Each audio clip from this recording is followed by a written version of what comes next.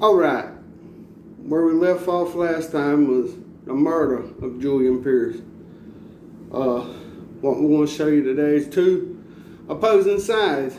We want to show you the original narrative that the Sheriff's Department put out, and I'm going to give you some background and some insight that I know personally.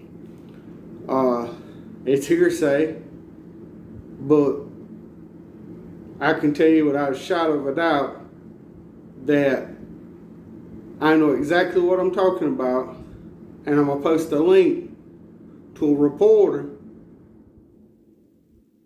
reporter's story that worked with Julian's daughter, and they exposed the actual murder. Without further ado. After the murder, law enforcement officials called it the work of a professional killer and reported they were following leads outside Robeson County. Then 2 days later, Sheriff Hubert Stone announced the case was solved, that Julian Pierce was the victim of a bizarre domestic dispute involving Pierce's girlfriend, Ruth Locklear, her daughter Shannon, and Shannon's boyfriend, Johnny Goins. The murder weapon, a 12-gauge shotgun, belonged to Goins' best friend, Randy Chavis. Goins was going with Julian Pierce's girlfriend's daughter, and Goins thought that Pierce had something to do with these warrants being issued against him and breaking him and his girlfriend up. Ruth Locklear had taken out trespassing warrants on Johnny Goins 5 days before the murder, after Goins paid her daughter one of many late-night visits.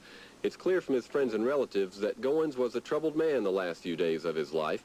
He was living with Shannon in this apartment in Raleigh and attending Wake Technical College. But the two had argued the week before Pierce was killed, and Shannon moved back home with her mother. All right, you see that? That's they're trying to do a quick fix real quick and solve the murder. That's probably one of the quickest murders ever solved in Robeson County, which it was a high-profile case. So we'll go on and dig deeper. Shannon and Johnny reportedly reconciled in an 88-minute phone call the following Thursday. Shannon says she promised to move back to Raleigh and to meet Goins Friday the next night at Pedro's, a popular night spot just across the border in South Carolina. Shannon never talked to Goins again. Soon after he arrived in Robeson County that Friday night, he found out the authorities had been to his mother's house to serve the trespass warrants. So he headed back toward Raleigh, and this is when law enforcement officials say he entered what they describe as a covert mode. About 9:45 that night, Goins called the Chavis house and said he had gotten his car stuck. Randy wasn't home, so Randy's twin brother Sandy and his sister Renee went to get Goins out. We pulled on back there because the road had been disted.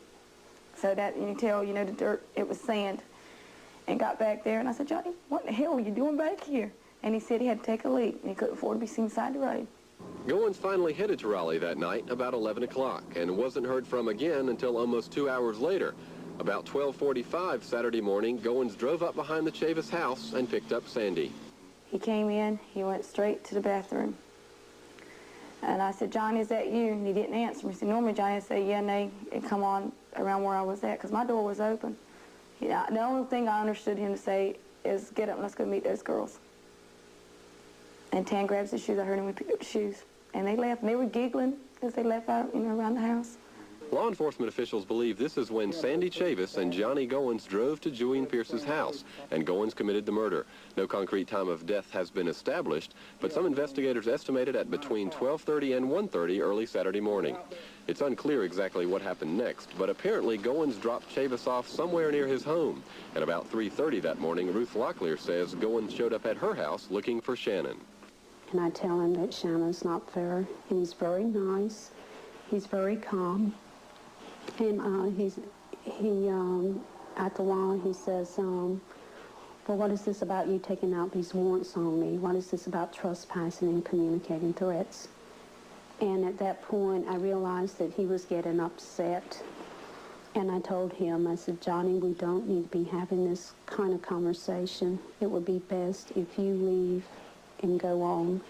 He said, you EMF, SOB, I'm going to kill you. Goins then continued looking for Shannon, going to two of her friends' houses. About 4 o'clock, he got his car stuck again, and this time Randy and Sandy went to help him. I was holding the door open for him to get in. That's when I saw the gun. I saw a gun. I couldn't tell you whose gun it was. I couldn't say it was mine. They're saying it's mine. I ain't gonna say it's mine. All I seen was the barrel. Where was it? Barrel of the gun. It was behind Johnny's seat, the driver's seat. Goins made 28 long-distance phone calls that day. Most of the conversations were about the same two subjects. His friends say he mentioned Shannon and the warrants. Randy Chavis remembers he also mentioned the Pierce murder.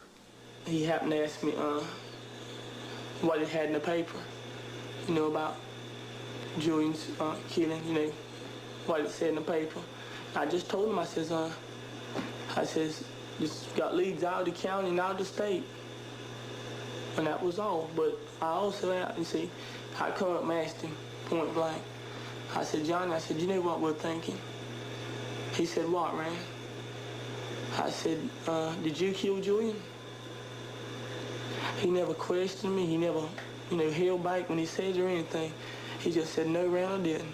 You know, me and him being so close, he said, what? You know, what are you know, insinuating or something like that? He never questioned.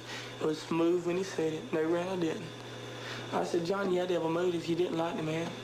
You know, I said, you could have thought he was keeping you apart or something, or he's the one how to do it.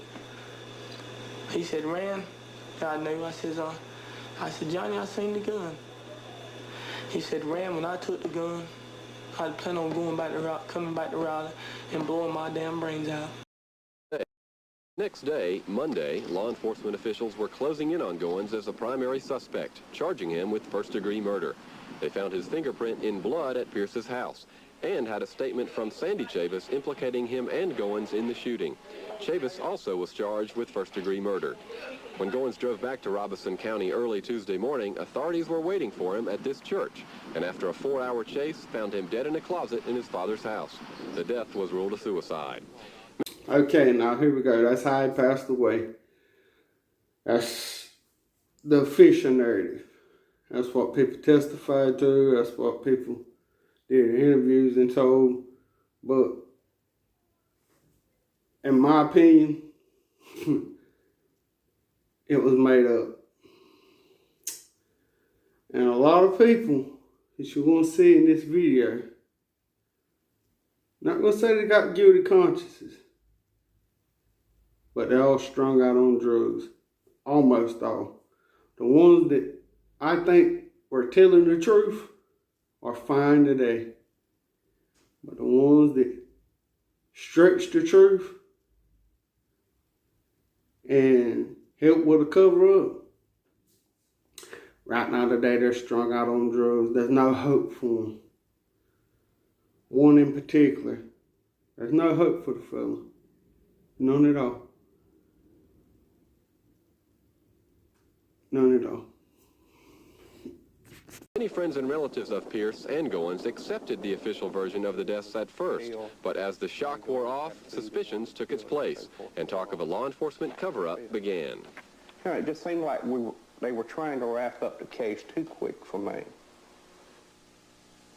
They definitely wanted us to believe that that was all there was to Julian's death. 2 boys went in and killed him, you know. And if there had been a good motive, maybe I could have lived with that, you know. But to me, I haven't seen a good motive yet. If the Robeson County rumor mill was busy before with allegations of official corruption and involvement in drug trafficking, it exploded in the wake of the Pierce murder. Civil rights groups hired private investigators and investigative reporters popped up. Literally hundreds of leads flowed into the State Bureau of Investigation offices, and even more were heard on the streets. Most had no foundation in fact, but a few persisted, and still persist to this day, 7 months after Pierce was killed. The most common rumor is about a footprint in blood just outside the door at Pierce's house. The man who found the body saw it.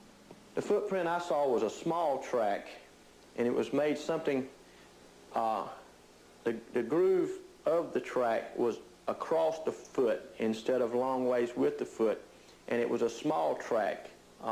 When I say small, size-wise I don't know, but it was a small track, and the grooves were across the foot, and our foot We didn't have any grooves at all. All we had was just a flat track. Locklear says the print wasn't complete, that the heel portion was missing. But his description of the footprint spurred many theories that someone else was in the house with Goins. Locklear said the print was narrow, so many assumed it was a woman's.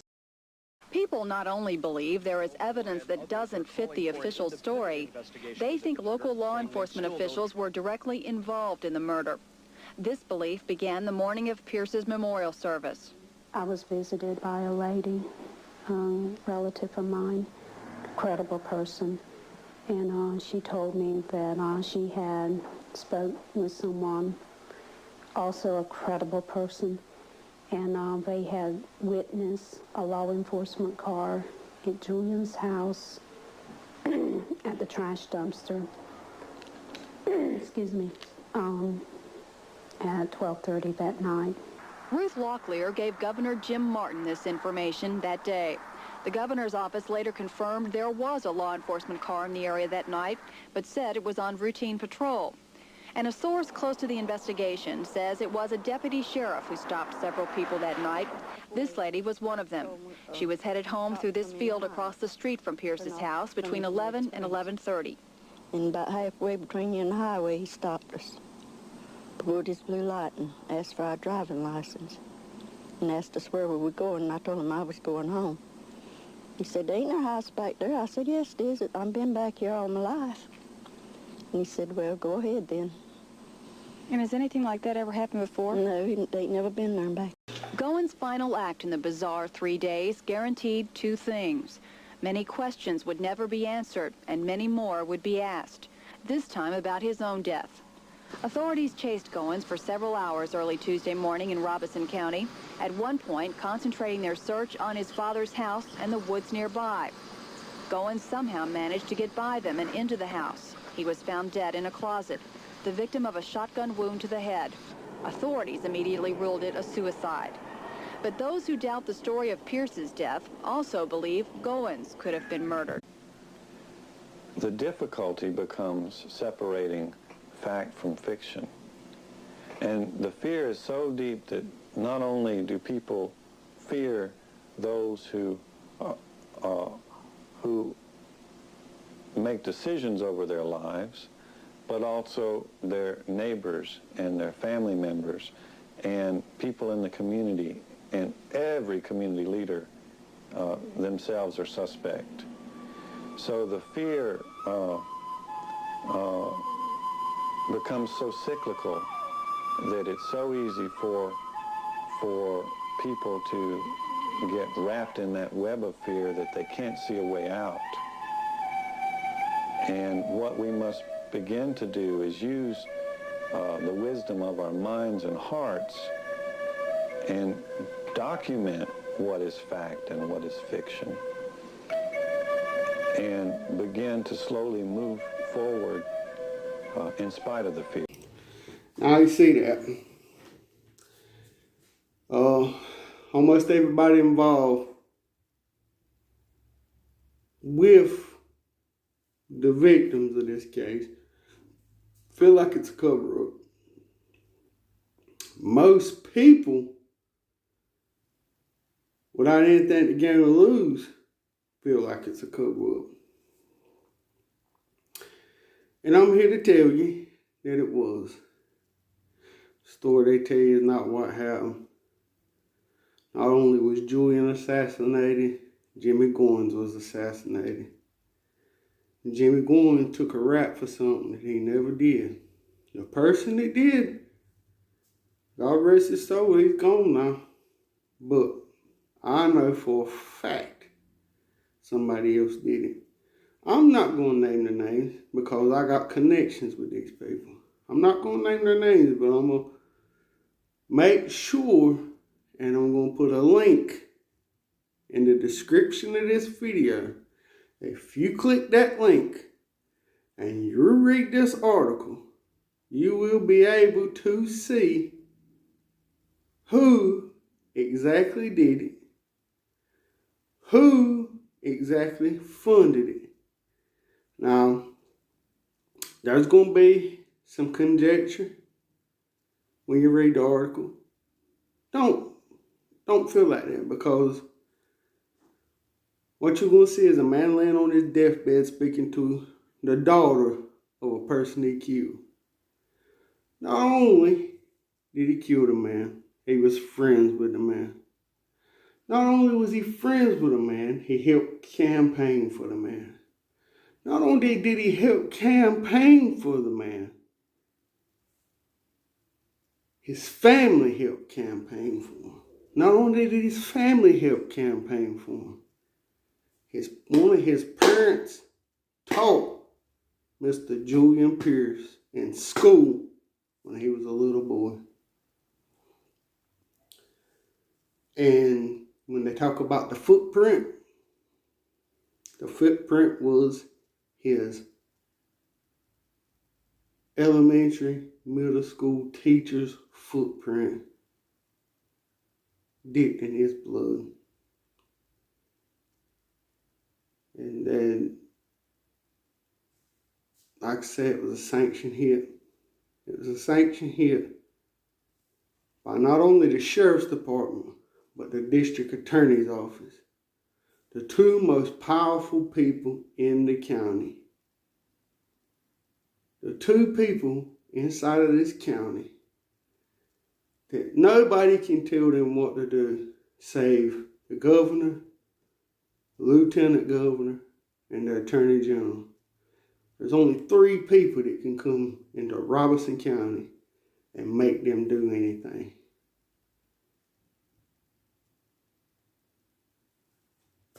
Like I say, folks, this is a story about how no matter how tight your group is, no matter how far things go back, for the right price, somebody will betray you. This is living proof. You got family, friends, allegiances, all together, and they were destroyed. Not only did he get turned on, he got murdered behind it. He got murdered behind it. I say, there's a lot of evidence out there that was swept away because it would have pointed in the direction that they didn't want it to go. And there's some of these people that's still in power here today. This is the point of telling these stories. Some of the people that was present in this story, not present in the same capacity, but in higher capacities than they were in that story. Higher capacities. So I'm gonna leave it there. Like I said, I'm gonna drop the link. I'm gonna drop the link for the video for this story, and I'm gonna drop the link for the article that the author wrote about this story. And I got another one coming next week. It's gonna knock your socks off too, so stay tuned.